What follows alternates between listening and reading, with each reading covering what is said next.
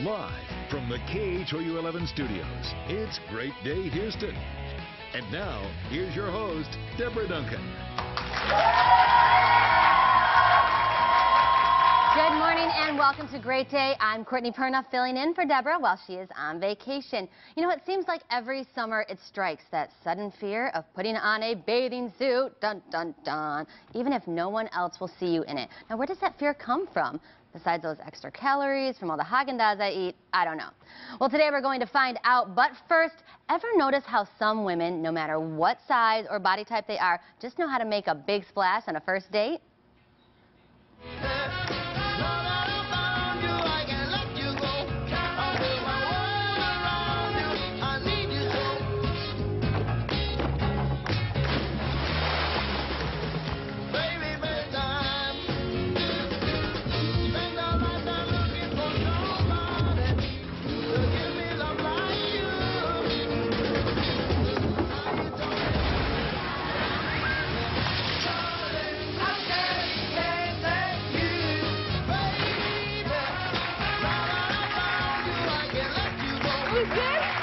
Well, not all of us are that comfortable with our body type, but here to show us how we can get there, please welcome certified sex therapist and relationship therapist, Emily De Ayala. Thank you so much.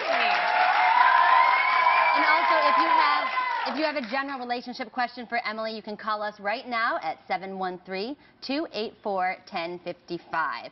Well, this seems like this epidemic, I guess, of calling it a bad body image starts younger and younger every year. I mean, can we really blame Barbie for this? I think Barbie's partly to blame. I mean, kids are inundated with messages, not just from the toys that they're playing with, but early and earlier, you know, they're flipping through Us Weekly magazines that moms have maybe been left around. And so they're seeing these images of women who just, you know, have very unrealistic bodies. And so I think at an earlier age, they're starting to have this awareness that, you know, maybe 10, 15 years ago, they just didn't have. And I think when we see those images, too, we don't realize how photoshopped and how airbrushed they really are until you can see them side by side. Yeah, I think it's good for parents to maybe sit down with their kids and go over that, yeah, this is not normal. You know, that in magazines, they Photoshop these, they're using the airbrush, and so I think that's important for kids to know. And I think even worse is that having a low body image is also oftentimes linked with low self-esteem, low self-worth, which is even worse. It is. You know, you really want to ask yourself, and this is for, you know, people once they've grown up a little bit, you know, do I deserve to feel healthy? Do I deserve to, you know, take care of myself and feel attractive? And that doesn't necessarily mean being a size 2, but, you know, getting dressed in the morning, you know, accentuating your positive features. There's nothing wrong with that.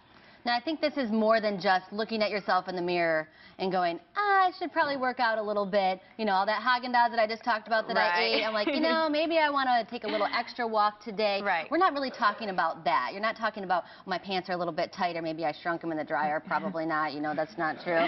Now, but we're talking about really the feeling that you have inside when you see your reflection and look at yourself and how that affects you for your whole life. It's true. The feeling goes way deeper. It's far more than just what's on the outside. It's more than just, you know, adding an extra 5 minutes on the treadmill. It's getting to the deeper issues. Again, you know, do I have the self-esteem? Do I have the self-worth to feel good about myself? And it can affect you in your career, in your relationships, in your whole life. Absolutely. If you don't have that confidence, you know, and a lot of it has to do with confidence at the end of the day, then, yeah, you're not going to maybe speak up at your job or in school or, you know, take that extra step or take a risk or, you know, put yourself out there to date someone if you don't feel good about yourself. Absolutely. Now, what is something that I can do right now, today, to start feeling better about myself? Well, you can schedule an appointment with a good therapist. Okay, well, that's for sure. You know, but I think also, like I was saying before, it's an attitude. You know, it's making a decision, realizing that you don't have to feel bad about yourself. It's kind of that fake it till you make it mentality. Absolutely. You know, that sounds awful, but there really is a lot to be said for that. If you know, look in the mirror and tell yourself, you know, I'm going to make a decision today to be positive, to give myself positive self-talk. Over time, that will make you feel better. Absolutely. I love the fake it till you make it. You know, even if you're not exactly sure, maybe you get a new mascara and you just look at yourself and go, hey, that looks pretty good today. It can kind of build on that and help. Instead of staying in your sweats, go ahead and get dressed for the day. I mean, that makes a big difference. You'll feel like you've accomplished something. and make sure that you're wearing the clothes that are right for your body type, and it doesn't have to be the little tiny dress that you're wearing. Maybe you're more of an A-line girl like me. You know, I'm definitely the A-line girl because I got a little junk in the trunk, but if that's what makes me look my best. It's a wonderful asset.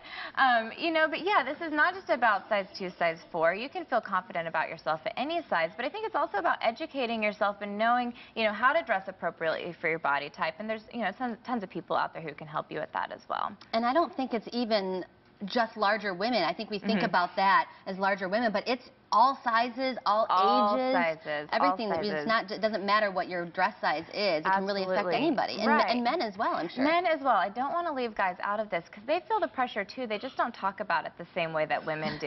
You know, I was talking to a neurologist recently, and he was saying how, you know, more and more often he's getting these young guys in his office who are having herniated disc, you know, back issues because they're pushing themselves in the gym way too much. You know, so the guys are feeling the pressure too, and we're starting to see the effects of that. Now, what can parents do? I mean, this is sometimes a reflection of mom feeling bad about herself, and it goes, you don't want that for your children. No, I mean, the best thing that parents can do is model healthy behavior. And I say behavior because, you know, saying it to them verbally just isn't enough a lot of times. You know, if you are saying, okay, I'm going to the gym because I want to take care of myself, and it's important to, you know, be 125 pounds, that's going to sink into the kids. If you say to them, you know, I'm going to go to the gym because I take care of my body and it's good to be healthy, that sends a better message. So, you know, both mom and dad need to be cognizant of that. If the child is seeing you yo-yo diet all the time, they're going to pick up on that. I mean, these kids are sponges. They pick up on way more than we give them credit for, and they pick up on the energy as well. So if you're feeling insecure about yourself, they pick up on that as well. Even just something little is going, gosh, I feel fat today, you know? Even something like that. Suck it up for your kid. Just say that to yourself behind closed doors. If you're not going to do it for yourself, at least do it for your kid, please. Absolutely. Now, we saw the clip from Shallow Hal earlier. I love that movie. So funny. Not too long ago, Deborah actually sat down with one of the stars. Brooke Burns said that she dressed up in her fat suit with all of her makeup and went to the mall just to kind of get into character. And she told Deborah that she couldn't believe how she was treated differently as a larger woman. And it changed her way of how she realizes you have to be respectful to everybody and treat everyone with respect. You do, because you never know. And yeah, I think what she said in her interview was that it just made her feel like she wanted to shrink down and kind of hide herself. And I think that's, you know, the feeling for a lot of people who maybe get to that point. It's about not wanting to draw attention when, in fact, the opposite effect is what occurs. And so it's about trying to strike that balance as well. But yeah, I think, you know, being on the other side, you know, you always want to be respectful no matter what. And I think as a therapist, you probably go a little bit deeper into this than I do with my girlfriends when we're hanging out having coffee. But that's why you get paid the big bucks. But anyway, you know, you have to kind of identify what the emotional roadblocks are, I feel like, too. It's not oh my gosh, I'm feeling fat today. It's not. What is making you feel so bad? Exactly. You know, the stuff we were talking about earlier, you know, faking it till you make it, dressing for your body type, you know, getting ready in the morning, those are all good things, but those are kind of surface level band-aids. And so what we want to do is kind of get to the deeper underlying issue and find out why is there self-worth issues? You know, what is the self-esteem about? Where's that coming from? And address it from the inside out, because at the end of the day, you know, your confidence does come from the inside. You know, we have self-esteem and we have other esteem. And healthier are the people who have true self-esteem, who don't rely on those external influences to feel good about themselves. And staying healthy is also a good part of staying active. And whether you're looking to be a size 2 or not, staying active, staying healthy, it makes you feel strong. I used to take those boot camp classes, and everyone says, they yell at you, and you know, why would you do that to your body? But I'm too sensitive for those boot camps. Oh, I love that. I'm like, bring it on. I grew up as a gymnast, man, having the Russian coaches yell at me all the time, and I didn't even understand it. But anyway, but I walked out of those boot camp classes feeling like I could take on the world. I felt strong. Like, I couldn't believe that I just did that when I thought that my body was going to fail, and I actually did it. So it's not just weight. It has nothing to do with that. It's about being strong. It's about being healthy. It's about being fit. I mean, that's how you take care of your body. It's not about being skinny. And when did this happen? Because when you look back at the old stars, you know, you look at Mae West, for instance. I mean, she was not a size 0, but she was curvy, and she was one of the biggest bombshells. Of course, we have Marilyn. She was famously reported as being a size 14. She can go anywhere between being an 8 and 14, you know, which is considered plus size today, but she still is one of the most iconic bodies and bombshells that Right. we have. When did this happen? I think women have done it to themselves. You know, I think a lot of it has to do with the modeling industry and the pressures that they put on models, and then that's what women see, so that they think that that's what they need to live up to. But if you ask the guys, you know, and I get the guys in my office, they appreciate the curves. You know, that's what makes a woman, is to have, you know, hips all the guys and a in the waist audience right now are not in their head. They agree. They agree. You know, a lot of guys don't really care for the stick thin women. So I think that's important to keep in mind, that, you know, we are far more critical on ourselves than other people are. There was that Dove Beauty campaign recently, a few months ago, that really illustrated that, and it's just shocking. You know, they had these women who, you know, they described themselves to a sketch artist, and then a friend described them to a sketch artist, and the pictures were, you know, astonishingly different.